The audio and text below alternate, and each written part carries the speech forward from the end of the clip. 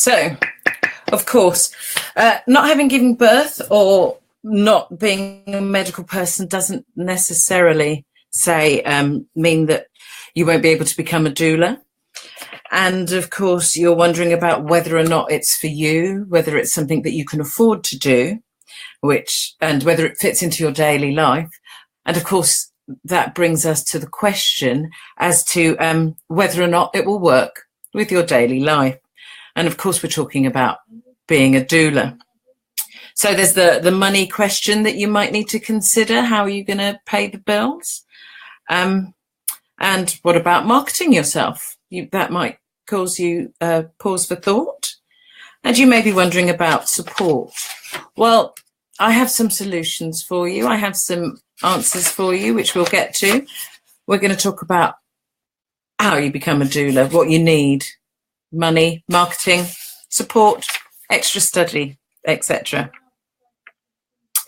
Also, I have for you a free download. So if you do comment below and you simply say time, use the word time, then I will get in touch with you and I will send you a free download giving you some really good basic steps for becoming a doula, and also the link to a free e-course so that you can learn what it is to be a doula and how it might fit in with your life and your day-to-day. So here we are. What do I want to start with? Well, let me introduce myself to you because I think that would be a really good thing to do. So my name is Mars Lord, and I am a birth and postnatal doula and a doula educator. I run Abuela Doulas, where I prepare new doulas, women that want to work in this field. I write articles for different birthing organisations, etc. And I'm currently an award-winning doula, having won 2 awards just recently, one for Doula Mentor of the Year and the other one for Outstanding Contribution to the World of Doulaing. Very humbling to have won those, and thank you so much if you were one of the generous souls that nominated and voted for me. So even if you're watching this in the replay, then just know that you can still ask questions and I will endeavour to come back to you and answer those questions as quickly as I can, whether you're watching it today during the live or whether you're watching this in 3 months' time. So I suppose the best thing to do is to sort of dive straight in, really. And I would love for you to ask me any questions that you want, and I'll start to tell you a little bit about me. Feel free to jump in. I'll try and keep an eye on the comments. It's just me doing this here, and it's my first Facebook Live. So nervous, little bit, but really, really looking forward to engaging with you all.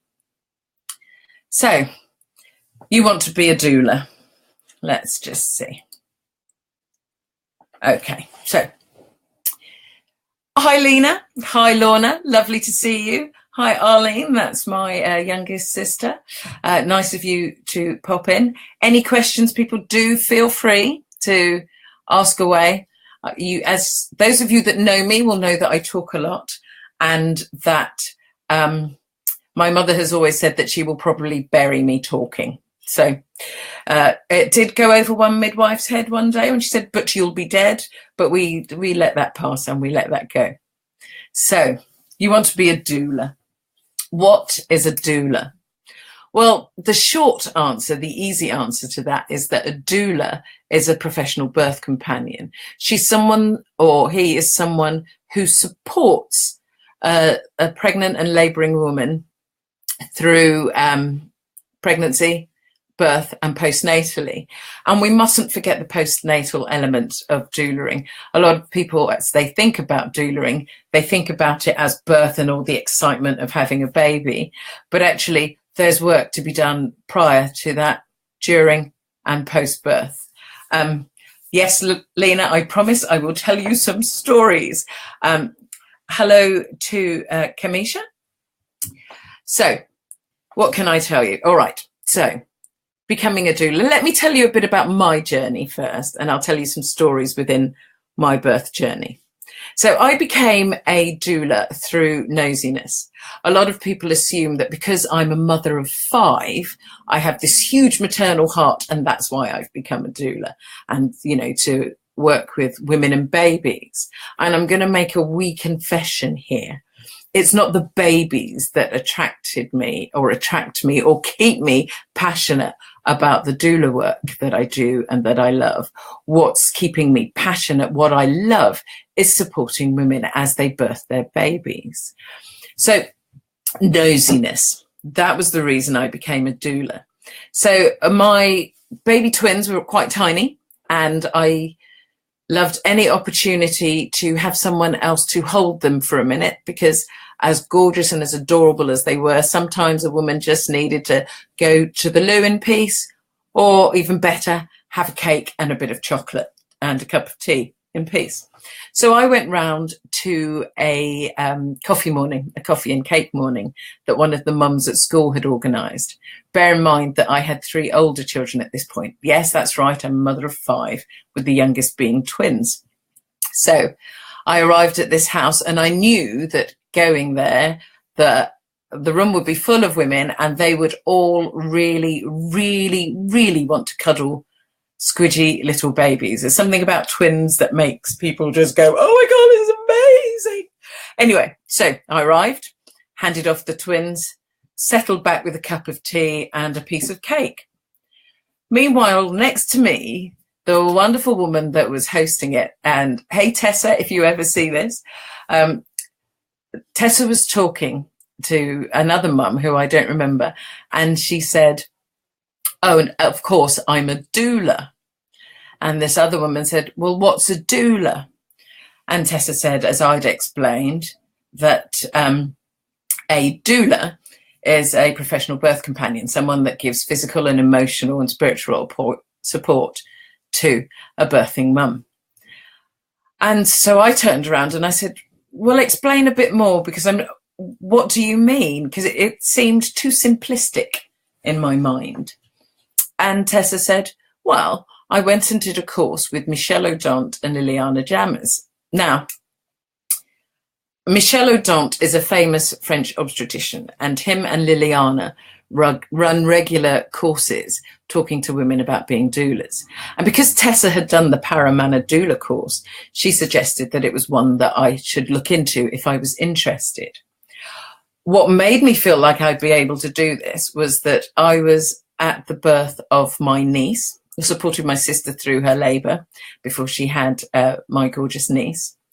And then I supported my niece some years later when she was getting ready to have her firstborn. And then, of course, I supported her through the second and the third. Oh, wonderful, Lena. It's great that you did their course. They're amazing people, aren't they?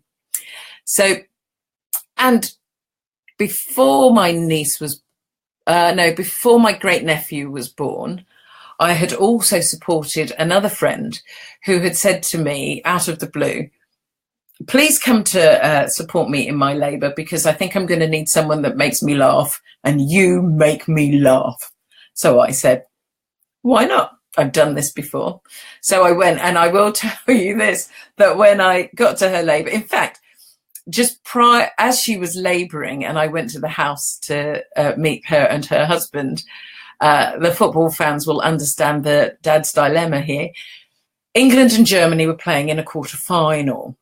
And of course, when England and Germany play in a major competition in a quarter-final, it always goes to extra time and penalties. So mum is really labouring away, and her contractions are building, and she's ready to go to hospital. And dad's just trying desperately to see the end of the match, which he'd managed to get through extra time, but then it was penalties. And you could see him thinking, I loved this woman and this baby, but I really want to watch the penalties. Anyway, we went to the hospital, and the last thing that she wanted, the absolute last thing that she wanted, was to have us laughing. And the more she said it, the more we had to stifle down our giggles. So when Tessa talked about being a doula, I realized that I'd already done it several times before in the previous 10 years. So I thought, in fact, the previous 15 years. So I just decided, okay, I'm going to give this a go. And I'm going to be honest here. When I first started as a doula, we were told that we could only charge a certain amount of money at the beginning whilst we were going through mentoring, etc. So I did a quick calculation and worked out that if I did 3, yes, Lena, very difficult when football's on. If I worked it out very quickly, that if I did 4 births, I would completely cover my costs. So the cost of the training and the initial books and things that I bought. Because I thought the worst thing in the world would be to invest in something and then decide that I really didn't like it at all. But I figured that I could do 4 births and I could quite happily do 4 births and move on. Well, what happened was that I went to the first birth and I was very excited. The timing was absolutely perfect. She called me in the middle of the day. It was her second baby. My twins were in the local play group, and Anne, who sadly died a few years ago, Anne had all of my children come through 3 monkeys. And I gave her a call and I said, Anne, can I throw some lunch through the door? My client's in labour, I've got to go, their father will pick them up. And she said, well, they can stay till 3. So she was very good, Anne. And I said, brilliant, threw some lunch through the door, and then I went off. I was studying with the Open University at the time to do a literature degree, which I now have, a 2-1, thank you very much. And it was a BA honours in literature. So I was reading Hamlet. And I got, no, was it Hamlet or was it Macbeth? I think I was reading Macbeth, actually. Anyway, so I got to my client's house. She was labouring very nicely in the bath. Her husband was very excited and kept running in and out with phone calls. And one of the things that you learn as a doula is about how to protect the birthing space, keep things calm and nice and quiet. And eventually Dad, who comes from a large family, managed to just be calm and let her go into labour land. Meanwhile, I'm pouring water on her back, and with the other hand, I'm turning the pages of my Shakespeare play. Then she came out of the water, and because she wanted to come out of the bath, and she was feeling like she needed to go to the hospital. She came out, she got dressed, and immediately her waters broke. And I knew that she'd, from the things that I'd learnt from Michelle and Liliana, I knew that she was further along than she thought, because she burst into tears and said, I was going to wear that to the hospital. So we got her dried and changed, and we made our way to the hospital. We arrived at the hospital car park where she had 2 incredibly huge contractions coming out of the car, and 2 women were walking towards us, and it turned out that they were midwives on their last ever shift at that hospital. They both ran towards the door. One came herring back with a wheelchair, and the other was inside, making sure that people were alert to the fact that we were coming in. So we went in, they said goodbye, we never saw them again. And then she proceeded to have the most incredible birth. The most incredible birth. And when the baby was born, I just felt like the world should surely stop on its axis, that something should be done to mark this incredible occasion. And I was completely and totally in awe of the power of birth. But more than that, I was completely and totally in awe of her and what she had done. Her husband had agreed to have me as their doula because I was a family friend. And he said to me afterwards, which are words that just remained with me, he said, you know, I don't know how we did this the first time without you. You were amazing. And I looked at him like, are you mad? She was amazing.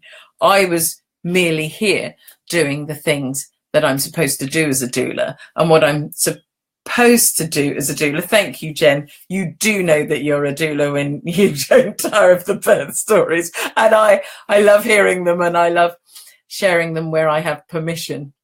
But so he just gave me this huge hug and said, oh my goodness, he said, I don't know how we managed to do it without you. So I left, they were all settled and the baby was feeding, etc. And I left on my way home. And again, I couldn't work out why the cars were still driving, why people weren't rushing up to me to say, what just happened there? Because it was just incredible. It was awe-inspiring, and I loved it. And you may well meet doulas on your journey, and those doulas may well tell you that they felt the way that I did, that there was this incredible oxytocin high.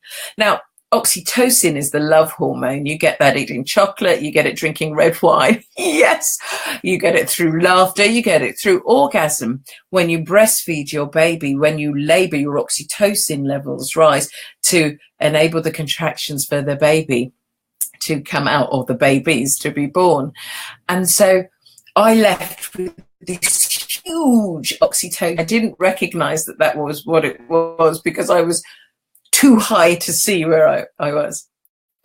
And then I thought, so then I did a second birth, and I came out with exactly the same feeling. And so I did a third birth, and I came out with exactly the same feeling. And I did a fourth birth, and a fifth birth, and a sixth birth. And I think my fifth birth, if I remember correctly, was a twin birth. And that ended as a cesarean birth, but I still had the same sense of awe and amazement and wonder that these women could just grow these babies and produce birth. One of my bugbears, which may or may not come up many times, came up in a meeting today, is when people tell me how many babies they've delivered, and I think, but what did the mum do? Did she just lie there passively whilst you popped out to the local shop and delivered back a baby? And I know that the term comes from the old phrase, Mars was delivered of. But when you say that you delivered someone else's baby, for me, it feels like you're taking away from the awesomeness and the power of this woman. But suffice, there I am, 13 years later. No, I can't see you nodding, Jen. But thank you. And Nicola, I'm glad that you and Ali are enjoying this. And Donna, thank you for loving the stories. But, when this woman does something so incredible, I think we should just appreciate the awe and the wonder of what it is. That's right, Lena. Pizzas are delivered. Parcels are delivered. Babies are born. Had a few dads very excitedly, when they found out that I'm a doula, tell me their birth stories about how they delivered or nearly delivered their partner's baby. And after a moment of their real high, I said, can I just suggest that you remember that she did the birthing and that you caught your baby, you nearly caught your baby. And when I explain why, they completely changed and say, I totally get it, because she was incredible and she was amazing. So, yes, so here I am 13 years later, still loving it, still can't work out why the world doesn't stop when a baby or when babies are born. The appreciation that I have for midwives and doctors increases all the time, particularly the ones who are woman-centered in their approach and the ones who really recognize, thank you, Robbie Robs. You're right. Mum births her baby, no one delivers them. But the ones that just appreciate making birth a woman-centered thing. This is about this woman birthing her baby. This is about a baby being born. This is about new life being brought into the world. And, I just think, it's something worth celebrating. And so that's what keeps me being a doula, this passion that doesn't seem to dim, because every birth is a different birth. Every birth is a new birth. Every every new family is just created, you know. I very rarely cry at births. I don't think I'm madly maternal in that way, despite having 5 children and despite loving my clients and loving their babies, because I'm sure someone once said to me, well, you can't take ownership of it like that because they're not your babies and they're not your women. But when I say that, I mean, these are the women that I've supported, and so they feel like mine. When I take on mentor doulas, they feel like mine. Everyone becomes my family, etc. So maybe that's selfish, but do you know what? I'm going to be sat on my beach chair in my dotage, remembering my extended family.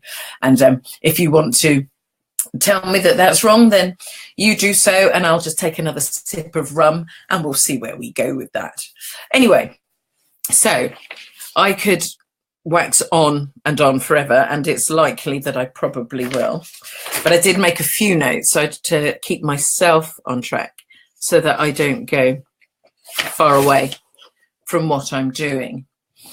So one of the things that I found really important in my doula life is the need to gather other people, other doulas and other birth working people. Not too many, because as passionate as I am about birth, sometimes I don't want to talk about birth, even though most conversations end up coming back to birth. But so I like to have other friends in my life who are nothing to do with the birthing world. But of course, as soon as people know that I'm involved with the birthing world and know that I'm a doula, their stories come tumbling out. I have had the privilege, the sad privilege, of supporting a stillbirth. And one of the things that should you decide that you are going to become a doula and take on some doula preparation, is this is something that you're going to have to talk about and debrief. And I actually genuinely recommend that, as well as getting that small section of your doula preparation course talking about stillbirth and miscarriage and its different stages, I think if you could do a course that talks to you about loss, so that you know how to be appropriate with your language, with the things that you say and do. We have this tendency to want to help people and help prevent them from going through painful experiences. So sometimes the clients, the parents need to, in fact, not sometimes, they do need to go through it to come to a place of semi-healing acceptance. And it's hard to know. Sometimes I think the English language limits us on things that we want to say. So I hope you understand me when I say that by going through it, they bring themselves to a semi-place of healing, because obviously how can you fully heal from the loss of a child? But so I had the privilege of supporting a stillbirth, and it wasn't something that I ever thought I'd have to do. In all of my excitement and my passion and my love for birth, it just didn't occur to me that sad outcomes could and would happen. And actually, that's a part of daily life. So in any doula preparation course you do, you need to confront these things. You need to know how you are feeling about these things. You need to deep and talk these things out, so that if you do have the sad privilege and the sad honor of being with parents who are losing their child, that you can support them appropriately, but also that you can get the appropriate support for you for when you need that support. Anyway, so let's have a little look at what sorts of things that we can talk about. So you want to become a doula, and one of the things that you need is to perhaps take time. You need to think about taking time to become a doula. What is it that you have to do to become a doula? I will do courses in a little bit, Anna. Thank you for that question. So what is it? Taking time to become a doula. See, already I'm slightly shifting myself away from what I'm talking about.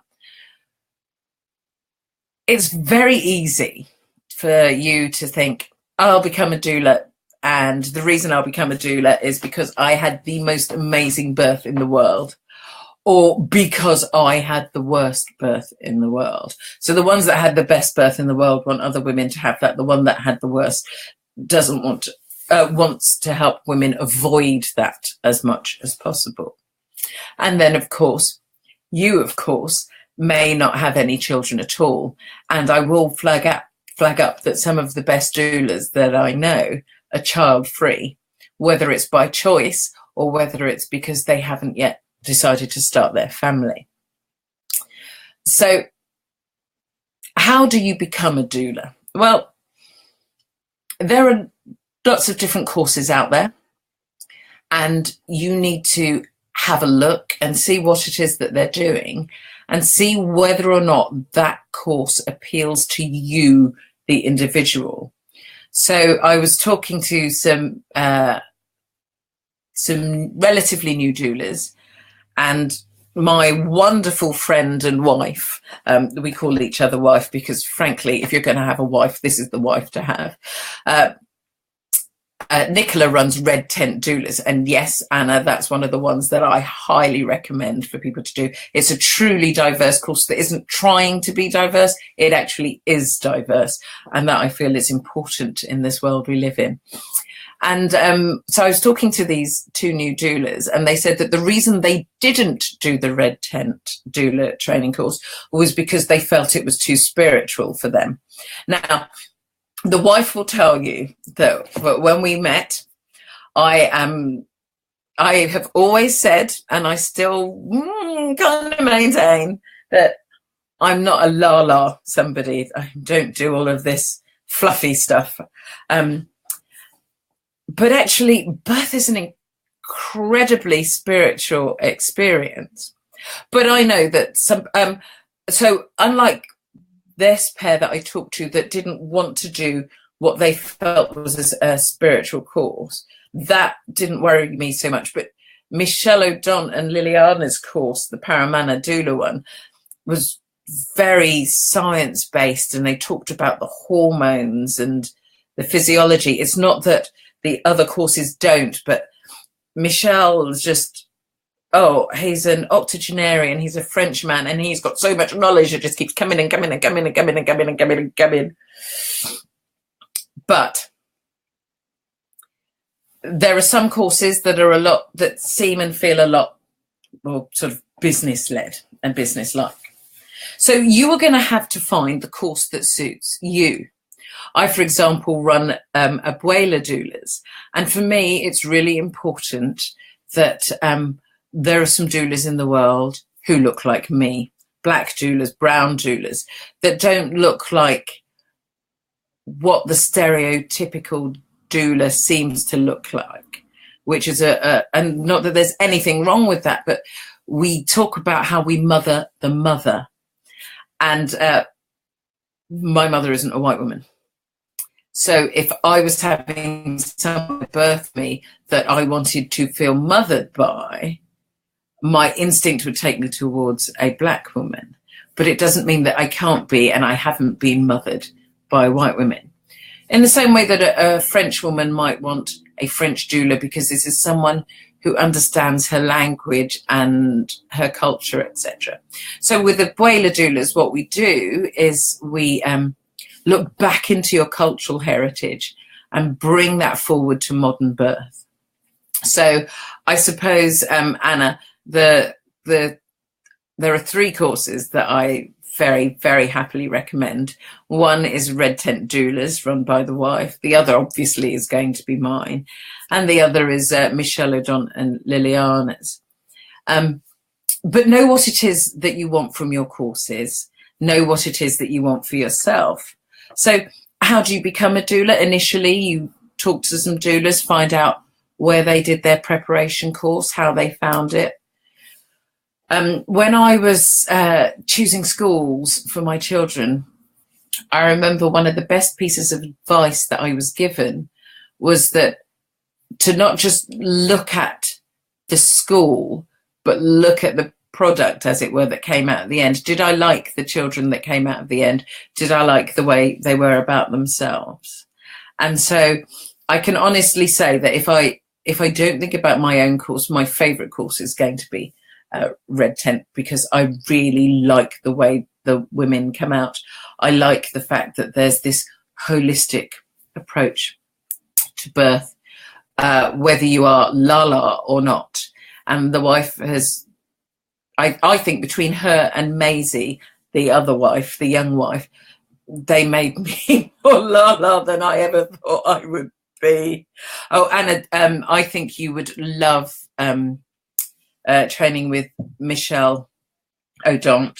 And you say that a course to train to support mothers with loss, Michelle Every, and I will find the details and put them up in the comments later, runs a course called Supporting Every Birth that talks and deals very much with loss and the different stages of loss, etc., and where when babies are born alive or stillborn. So it's important that you find a course that really works with you, the individual, and how you like to be. So what do you need to become a doula? I'm asked often, do I need to have medical experience? Do I need to have already given birth myself? Do I need lots of money? Do I need any particular training?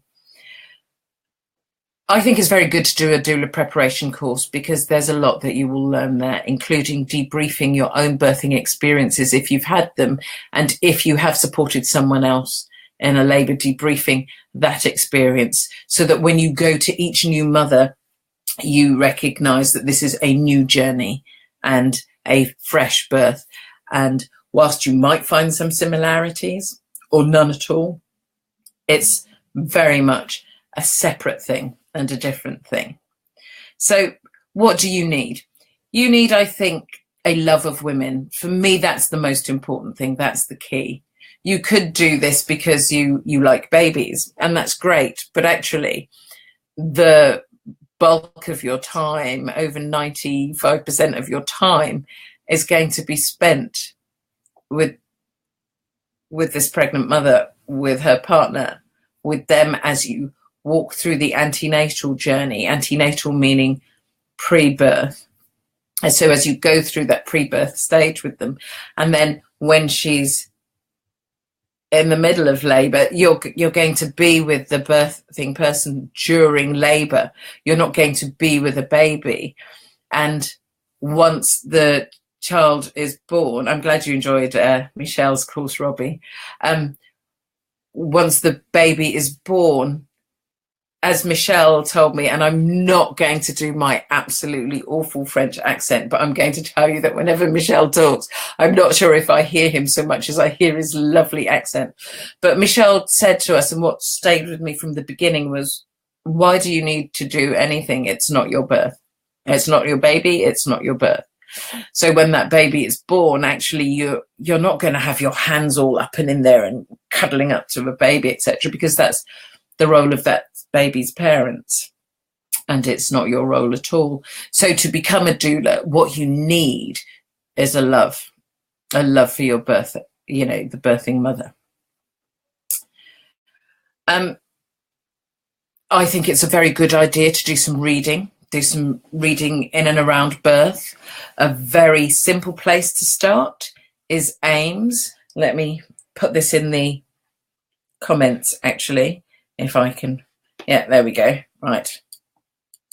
Oh, why aren't you clicking in there? Oh, because I'm clicking on the wrong line. Okay. So AIMS have some aims.org.uk. I keep forgetting I can do this bit. AIMS have got some very, very good books, things dealing with breech birth, vitamin K, Am I Allowed? So what the parents can do whilst they're in labour, etc. So I think that's a very good start if you're going to go anywhere else. Are you still with us, Nicola?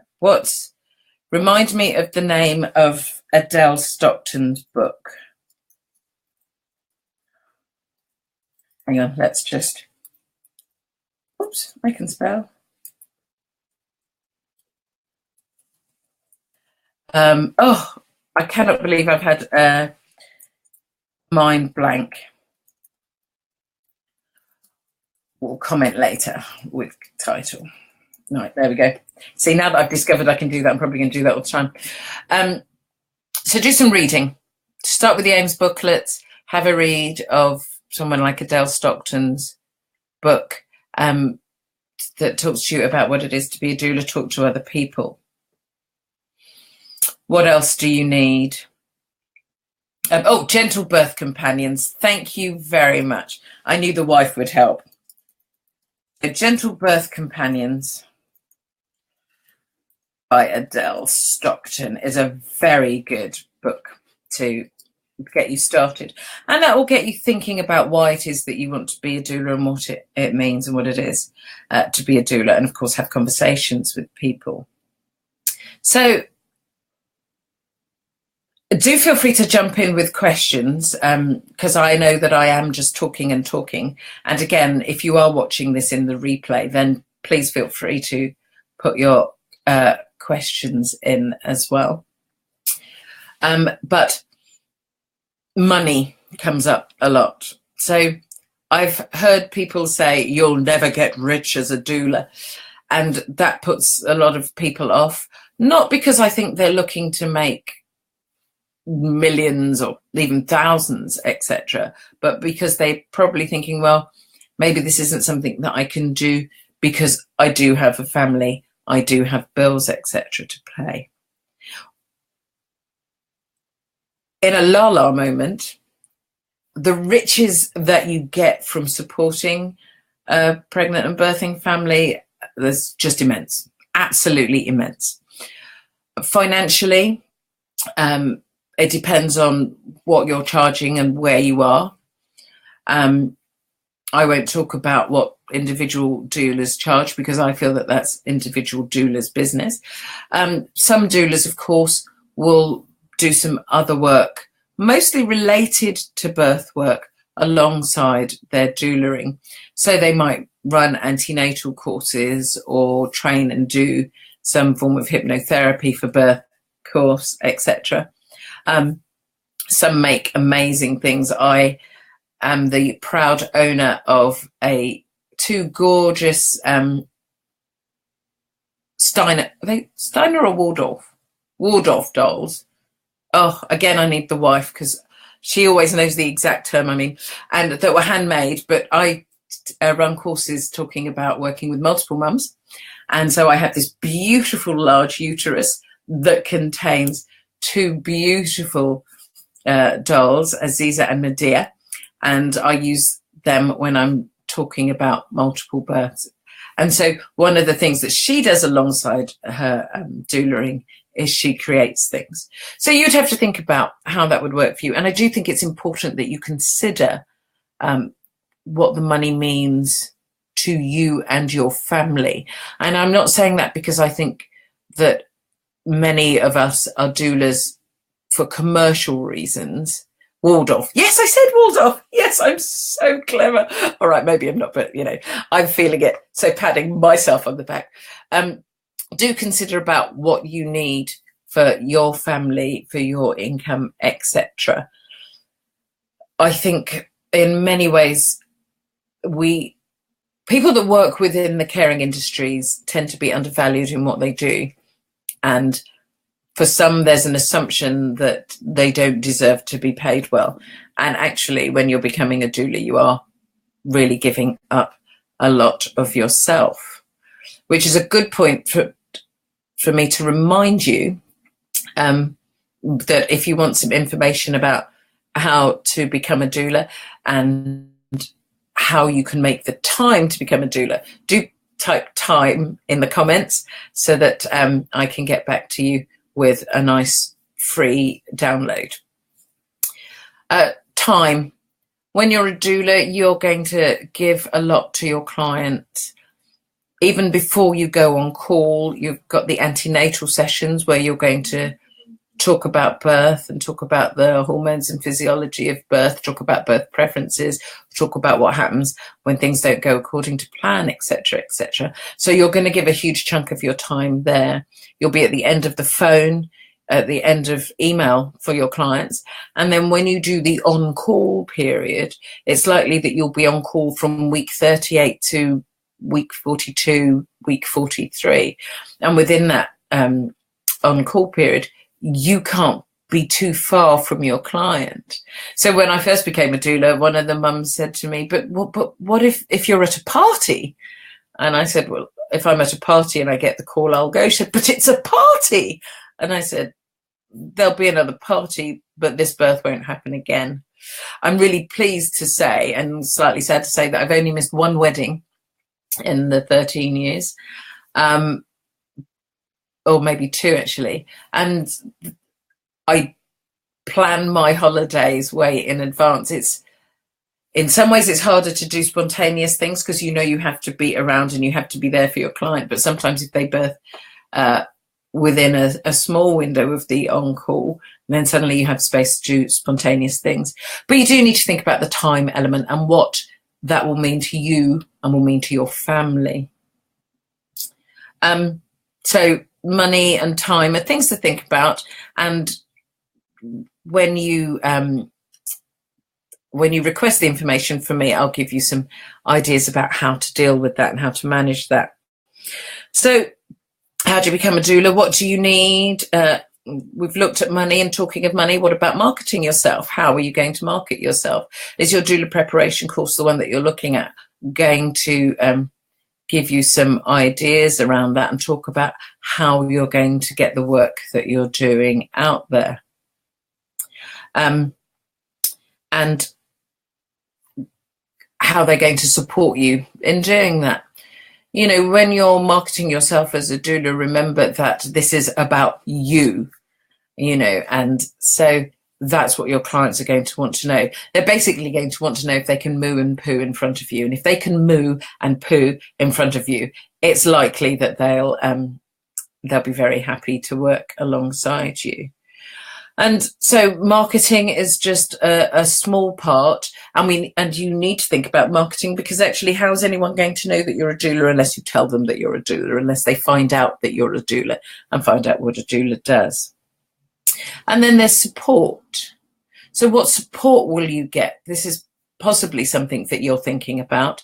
How will I be supported as I go into this new role? Will I be mentored? What does it mean to be mentored? So I'll tell you about what I do and what we do at Abuela Doulas. So you have a choice of mentors and you can choose more than one. It's lovely to have more than one mentor to get different viewpoints and opinions in. And so a mentor is someone that will, I think, will love you off, absolutely love and adore you, will listen to you, listen to your stories, listen to you talking about the experiences that you're having, listen to you as you wrestle with different issues that are going on. Your mentor is someone that will give you a swift kick if you need a swift kick, because there's stuff that you need to be doing that you're procrastinating on for whatever reason. Your mentor will probably remind you that the same thing comes round again and again and again because the lesson hasn't been learnt there. But your mentor is essentially to you what you are to your clients. Your mentor is your doula. Your mentor is going to support you on the journey. So an important part of being a doula isn't what you can do for your clients and the way that you change things happening. What it is to be a doula is to walk alongside and to support, or as Michelle O'Don and Liliana said so many times, to just be. And if you don't know how to just be, then this is a skill that you're going to need to learn. Because we do, as I said earlier, live in a society that likes to do and do and do and do and do. And One of my favorite phrases, which any of my mentees or any of the abuelitas who come out of the Abuela course will tell you, is I say, but you're not the savior of the world. This isn't about you. This is about the family that you're supporting. So you'll have a mentor, and the mentor will walk alongside you and will be there for you as much as you need them to be. But obviously I'm very big on boundaries and talk to everybody about being boundaried. So a 3 a.m. in the morning call is not going to be useful if you're only calling to say, I was really stressing about the book that I was reading today. But a 3 o'clock in the morning call when I'm supporting this client and I feel like I'm out of my depth, I don't know what I'm going to do, isn't something that they're going to sort of hang up the phone and curse you for. They're going to support you where they can. And once you've become a doula, you've done your preparation course, you've set yourself up with a mentor. The learning doesn't stop there. Every birth brings something new. So you're going to need to do some study around doulaing, and what's that study going to look like for you? Maybe you'll go to workshops, maybe you'll go to conferences, maybe you'll like to read amazing books. You might want to read a book like Robin Lim's The Forgotten Chakra of the Placenta, and find that suddenly you've got this amazing love for placentas, so you want to read everything that there is to read about them. I read everything out there about multiple births and about the maternal and neonatal morbidity rates within the BAME, Black and Minority Ethnic community, because it's really important to me that we colour in the landscape of birth and we find out why these women have the challenges that they do within pregnancy and post-birth. Being a postnatal doula is something that I find hard to quantify, because postnatal doula, they're both very intimate. They're both incredibly intimate roles. But you might be there and you might be cooking food, you might be offering breastfeeding support, you might simply be there just listening, you might be watching a baby whilst mum sleeps or showers, you might be going for a walk with her. And what we love to do at Abuela Doulas when we talk about the postnatal period is we like to talk about the cultures and the traditions of different families and the things that they do, and some might seem strange and others might not. You know, what we're seeing within the birth world is a claiming of people's cultures, but we're not seeing the knowledge that comes with it. So it's good to know the medicine that you're using, to know where it's come from, to know the lineage of it, to know the history, to know the wisdom, to know the whys of it, etc. So extra study is good. And there are lots of fabulous courses out there. You can do as many or as few as you like. No one is going to dictate to you how your doula journey should look and what it is that you should do. So I suppose, in short, how do you become a doula? You find a good doula preparation course. You find one that really touches your heart and your soul, one that makes you think, yeah, this is the course for me. These are the people for me. We do all naturally find our tribes. What do you need? You need a love of women. You need a love of the person who's birthing these babies. You need to love people. You need to be able to support the partner if the partner suddenly breaks down in tears emotionally or through anxiety and fear. You need to do some reading, I think, you know. You just need to have a good heart. You need to have a heart towards other people. You need to think about the money. Do think about the money. No, you're probably not going to become a multi-millionaire, or certainly not overnight, unless there's something that you know that I don't, in which case, please share the love. Remember, I'm a mother of 5, and all of that goes towards my beach house in my retirement. You're going to want to think about your marketing, where you're putting yourself, how people find out about you, etc. Think about the support that you're going to get. Are you going to build a mentorship and a support network around yourself? And what about extra study? How is that going to look? These things all need a little bit of planning, but you can quite simply get in touch and we can make an appointment and talk about what it is to be a doula and answer any of your more specific questions. So before, because I know I've been rabbiting on for a while, and before I sort of say goodnight to you all here, are there any questions that you particularly want to ask me? And if not, well, not, I suppose. So I think I've managed to talk to everybody else. So if there are no questions, let me see if let me tell you about another birth story. Should I tell you another birth story? No, I'll tell you how I came to found Abuela Doulas.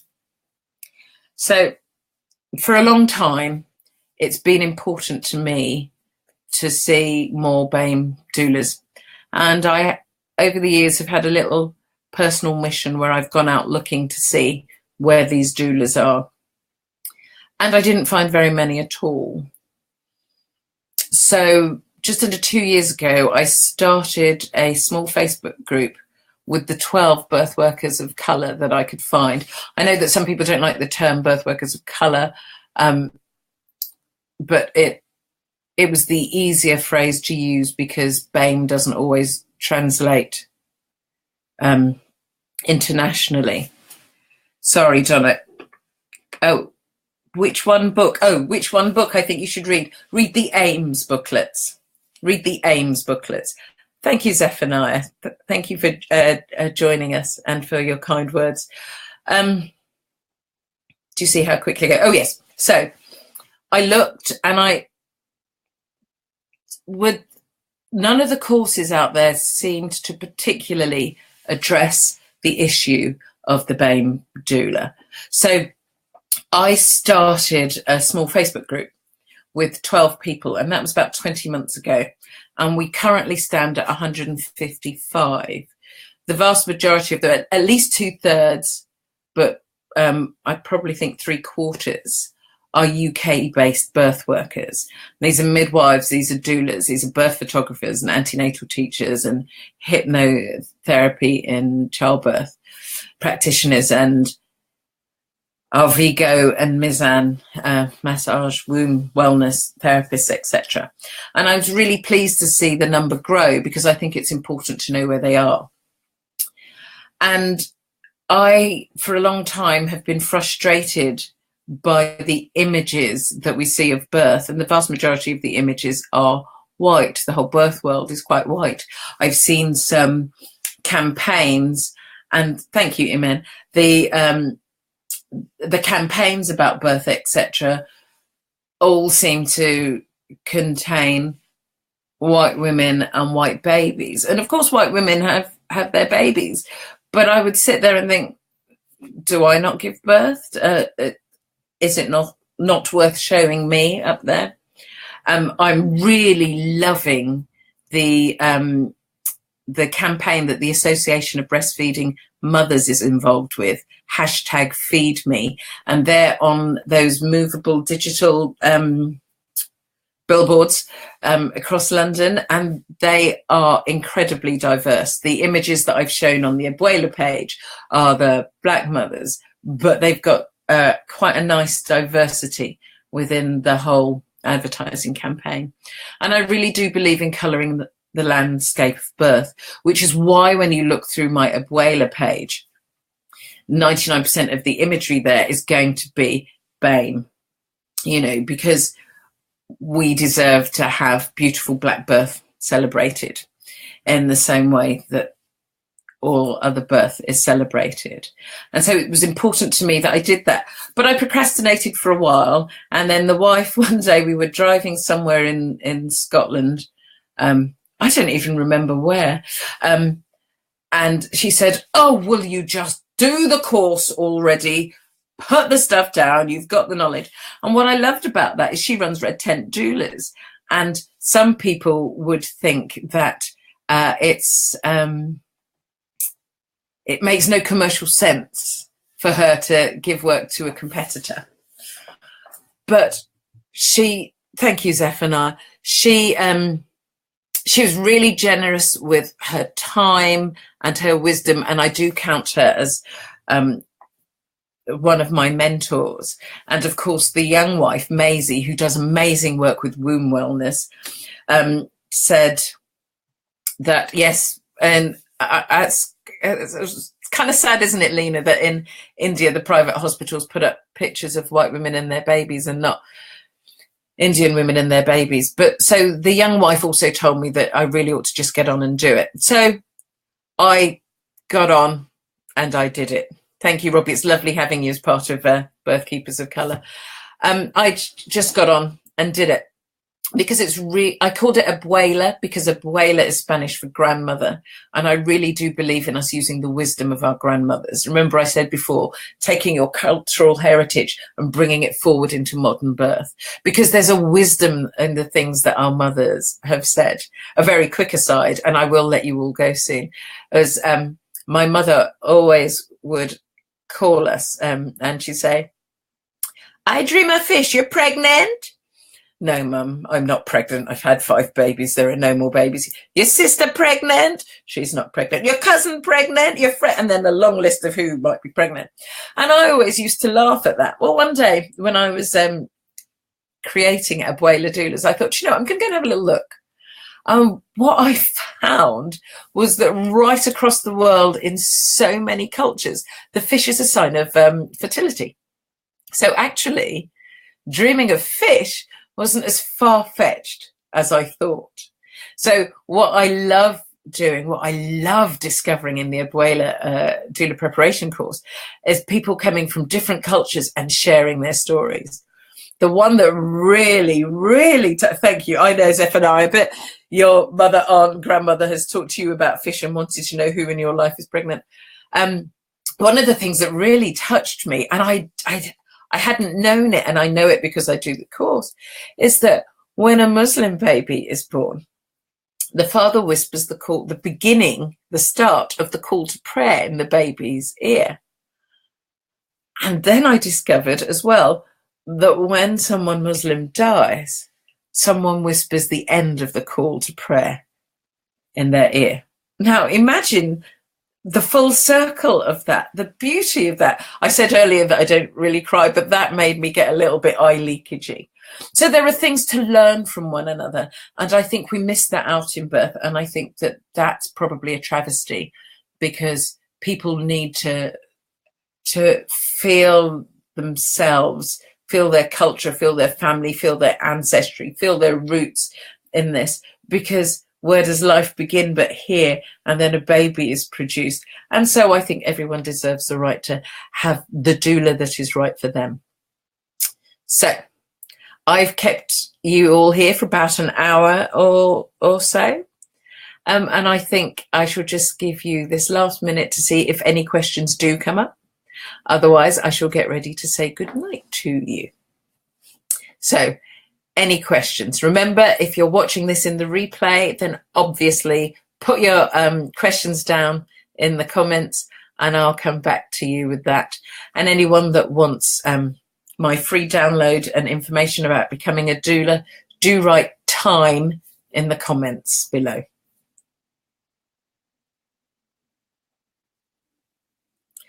You're welcome, Sally. You're welcome. Thank you for so many of you showing up and making my very first Facebook Live fun, actually. I really liked it.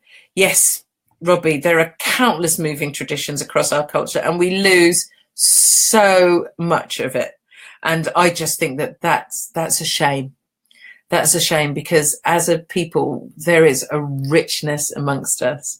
I do remember being told once, oh, thank you, Angie. Oh, making me blush. I do remember once being told that I was really lucky that I lived in the melting pot that is London. And I said, people, I do not want to be in a melting pot. I want to be in a salad bowl with the different textures and the different flavors and the different colors.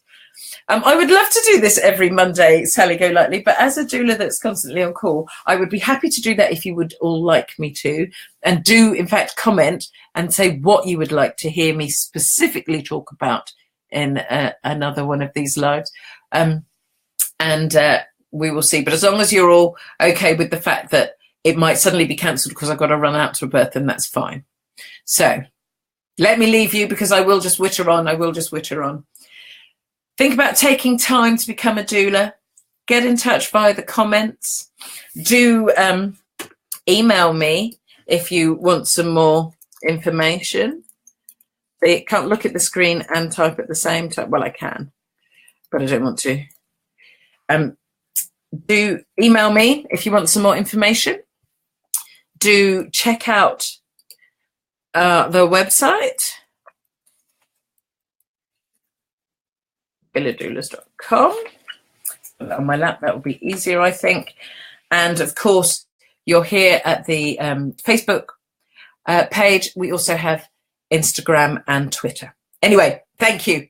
I'm going to love you all. I'm going to leave you all, and I'm going to breathe. Today I helped give away £50,000 for the Iolanthe Midwifery Awards Trust. And no, can't award any of it to any of you unless you applied, and I can't award any of it to myself. So I'm going to go. I'm going to have myself a nice glass of wine, and I just really appreciate you all being here, and hopefully I'll see you all again soon.